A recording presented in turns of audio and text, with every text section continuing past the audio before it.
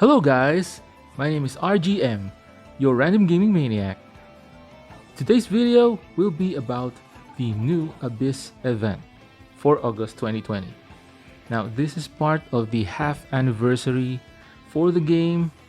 So yeah, the game is now 6 months old. We've been playing the game for 6 months, and the premise of the Abyss is the same as the other previous Abyss events, that you have to go through 30 floors, and you have to beat all the teams and get to the end. So here are the rewards, those coveted UR frags, and for this time around they gave us two UR Shinobi, that's Sage Naruto and Sage Jiraiya, that we can farm for in the Abyss.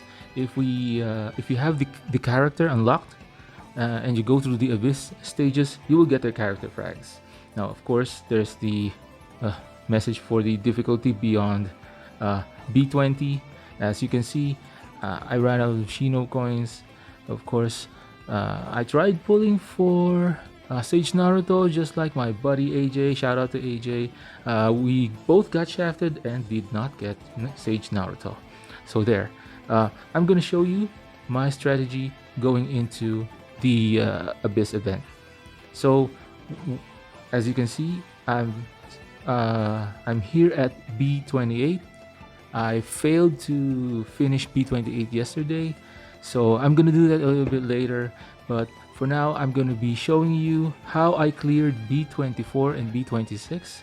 I'm gonna go through the team, and I'm gonna go through my thought process on how I attack the opposing teams. So my strategy remains using my subpar characters, mostly the characters that I started the game with, and then I eventually replaced them with better units. So I've been using those, and I will try to get as far as I can with that team. So guys, this is the team that I used for B24. Actually, this is the same team that I used all the way from the start of the Abyss. So they lasted pretty long. So my strategy was just use your subpar characters. They're not really the weakest characters overall, but these are the characters that I used to use, and then I just replaced them with, like I said, better units as I progressed through the game. Now I keep them developed for MWT. I use some of these units for MWT as well. So the strategy is, of course, have a 3-man tribe that will fix your rotations. You will see that in the gameplay a bit later. It will fix your rotations so that your shinobi will attack as a single cell.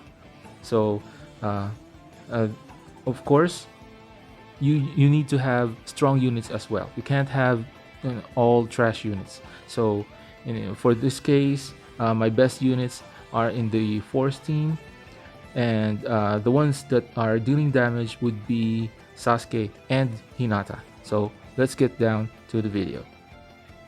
Okay, so here we go with our attempt at B24.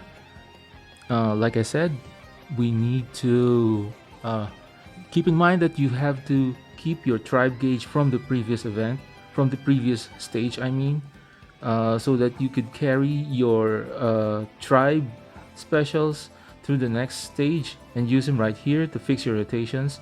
You need to put your best units together. So I went with this tribe so that I could try and deal as much damage to the opponent's best hard-hitting character. For me, I think it's the enemy Naruto. There, I took care of him, and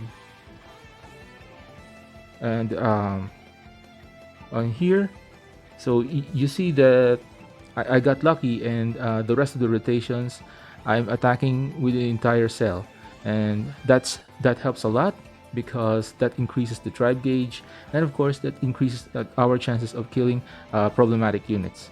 So my strategy is going after the damage dealers first. I tend to leave the healers behind. So this time around, Inoshikacho team is attacking uh, Hokage Naruto. I don't think he's gonna die here. Yeah, Tsunade can heal, but that's not really a significant one. So here, as you can see, I have max tribe gauge again, so I can hit again with another tribe. So I decided to not use the tribe special yet. Just go with co-op, just to deal more damage to more units. As you can see right there, Hinata was able to kill Boruto. Unfortunately, I still had needed to use 2 specials to kill Hokage Naruto, but it's okay. So as you can see, I didn't need to use jutsu on Tsunade. Yeah, she died to Sakura already. So there. That was a rather fairly easy. And here are the rewards for the floor. And yeah. Okay guys, so here's the team that I used for B26. As you can see, I replaced Shikamaru, Ino, and Choji from the energy cell with Kirin, I, and Kakashi. The reason for that is because I tried using the previous team, but I did not have enough damage to kill off some of the units. I brought Kirin just to handle all the D units in the opposing team. There's 3 D units and 2 T units and 2 A units, I guess. So that's the reason why I brought them. So like I said, it's not just bringing your tribe specials, it's also bringing enough damage to take care of the opponents. So I still have my 3-man tribe here in Hinata, Shino, and Kiba. That's mainly to fix your rotations at the start of the fight, and you use your tribe specials right away so that the cells are sticking together, and that's the best way to go about this event. So let's go to the gameplay. Okay guys, so here's my attempt at B26. I've explained already the composition of the team. Of course, as I've said earlier, we start off with our tribe special to fix our rotations, and I'm going with a single target here so that I can deal as much damage. So I realized that the threat is Kakashi, so I switched back to the target, switched the targets to Kakashi, and then executed my tribe special in the hopes of killing one of the best damage dealers in the opposing team. So do I kill him? No, he survives. So yeah, these guys have a lot of HP already. I think the difficulty is spiking. I don't have the best units, to combat all this. I'm going with I here so that I could get the 3-man cell attack. In the next round, my force team will be attacking as a unit. So there, aiming for Kakashi again because I believe that his jutsu will just one-shot any one of my units. So we got like a stun there, but it doesn't matter. I think we're gonna kill him. That's unfortunate that he didn't die to Sasuke right away.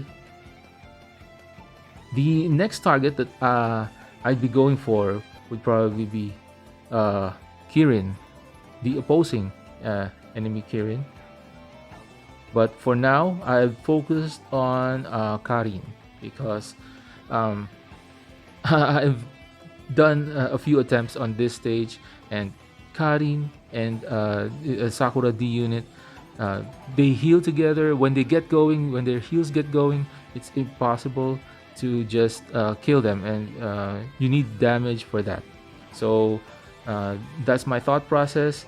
I usually just leave the healers for last, but in this case, I needed to simply get rid of Karin and the rest of the healers. Now, um, I'm using this tribe. This is an A tribe, so I'm aiming for Kirin so that I could kill him possibly in this turn. His the enemy Kirin just deals massive damage to everyone, so he doesn't die there. Uh, I think I'm screwed here.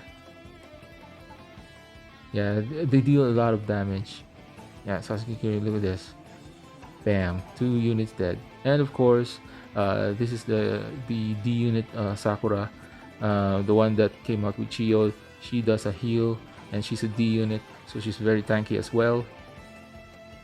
So my thought process here was, of course, to either go for Karin or another attacker. So I went for Karin in the hopes of a stun. Raikage can't kill him, kill her. I got a lucky stun there. Hopefully, yeah. Lucky that Sasuke survived that. So I'm gonna go and aim for Kirin again. Do I go for Kirin? I went for Karin, the healer, to get rid of her, because once she gets going, the heals are hard to stop. I think I kill her in the next round. So another problematic unit is Orochimaru, because he just ruins your rotations.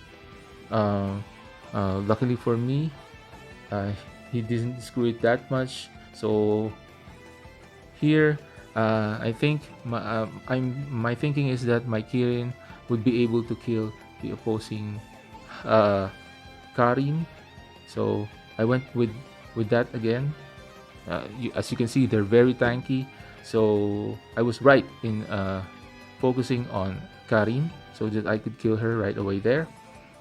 Karin's heal it's a single target heal, and it's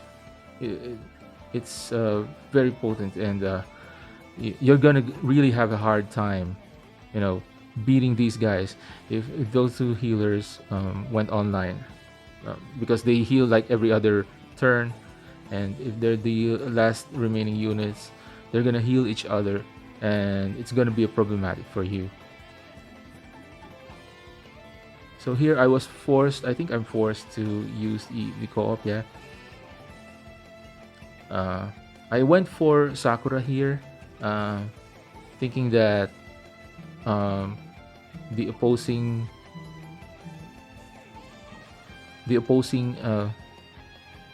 Kirin would die, but still they survive. Yeah, high school. This is where my Sasuke died, so that's unfortunate. But yeah, Raikage died as well. So at this point, I'm thinking to myself, wow, this got to be another failure, but I'm gonna keep going. Hopefully this will kill her. Sasuke Kirin. Yeah, she finally goes down. That guy hits hard. All the enemies here in B26 really hit hard. The one thing that keeps me in the fight is this adult Sakura, because she's healing each time she's there. As you can see, she's giving sustain. And at this point, I think I'm confident that I could beat this stage right now, because Sakura's gonna heal each and every turn. Doesn't matter if Orochimaru, ruins the rotation. I still have my Hinata there. Sasuke Kirin goes again. Maybe a stun? Yep, got a stun. So now that Orochimaru is stunned, maybe I could focus on Guy. Let me see. I think I'm still gonna go for Orochimaru just to finally get rid of him. Guy hits hard against A units. Yeah, so I guess this is pretty much done. Yeah, that's a misclick right there. I thought that for some reason I thought that they were gonna attack. All of them were gonna attack. As you can see, each turn that adult Sakura is there, she continues to heal herself and the rest of the cell, and the rest of the allies that's with her. And I just chip away at Guy. So there, finally beat B26. So yeah, it's the actual stage B26 was kind of hard for me because I did not have a dedicated T unit that's a nuker, like Jiraiya, the old Jiraiya, or Pain. Those are great nukers against the stage. So I recommend using those if you have them. Use them on B26, and that's it. I hope you guys picked up a few tips, and be sure that you go as far as you can. If you can't beat it today, there's always tomorrow. You get a fresh set of your teams refreshed, just like in Tower of Eternity. So yeah, good luck to all your attempts, and let's push for B30 this time. Thanks for watching, guys, and see you in the next video.